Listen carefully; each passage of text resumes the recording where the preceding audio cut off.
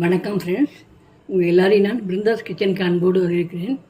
இப்போ நம்ம கேரட்டை வச்சு ஒரு ஸ்வீட் பண்ணுவோம். அதுக்கு நான் ஒரு கேரட்டை நான் தோல் சீவி நான் கேரட் சீவியில் சீவிட்டு வர்றேன். அதுக்கு முன்னாடி நீங்கள் என்ன ஃபஸ்ட் டைம் பார்க்குறீங்கன்னாக்கா என் சேனலை சப்ஸ்கிரைப் பண்ணிச்சுங்க, அதோட பெல் ஐக்கானையும் கிளிக் பண்ணிச்சுங்க.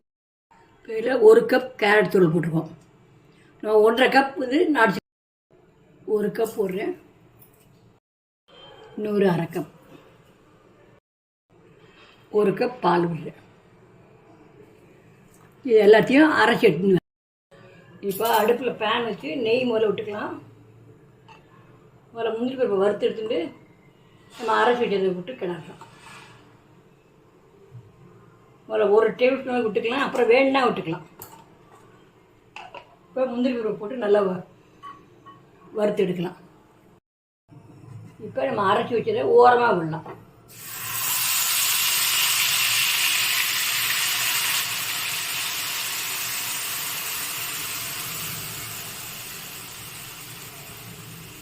ஏன்னா மேலே தெளிச்சிடும், மேலே தெளிக்காமல் பார்த்து இருக்கணும்.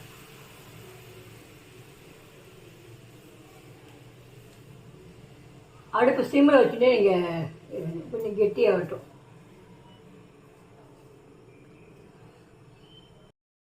கொஞ்சம் கொதி வர்ற வரைக்கும் கொஞ்சம் பெருசாக வச்சுங்க. அதுக்கப்புறம் அடுப்பை சிம்மில் வச்சிடலாம்.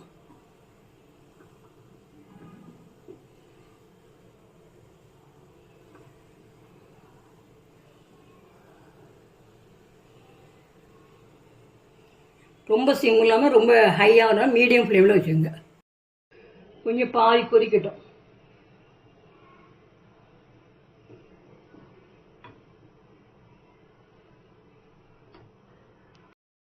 இப்போ பாதி கொதிச்ச உடனே ஒரு ஸ்பூன் கார்ன்ஃப்ளவரை தண்ணி விட்டு கரைச்சி அதில் விடுங்க. கொஞ்சம் கெட்டியான இருக்கா.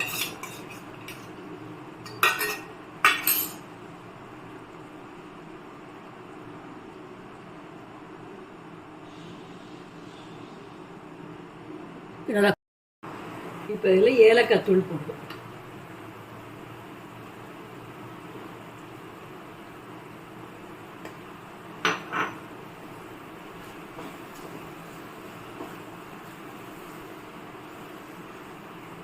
நல்லா சுருண்டு வருது. இன்னும் ஒரு நிமிஷம்லாம் எடுத்துடலாம். நம்ம எடுத்து தட்டில் கொட்டி பரத்தி ஆறினோடனே ஸ்லைஸ் போடலாம்.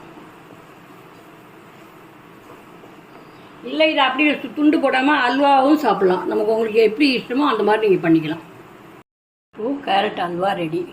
நான் துண்டு போடல, நேரம் ஆச்சுன்னு அப்படியே எடுத்து வச்சுட்டேன். நான் நீங்கள் கொஞ்சம் ஆற வச்சு துண்டு போட்டிங்கனாக்கா நல்லா பீஸ் பீஸாக வரும். உங்களுக்கு எப்படி இஷ்டமோ அந்த மாதிரி செஞ்சு பார்த்துங்க. பார்த்துட்டு உங்கள் ஒப்பீனியனை கமெண்டில் போடுங்க. தேங்க்யூ.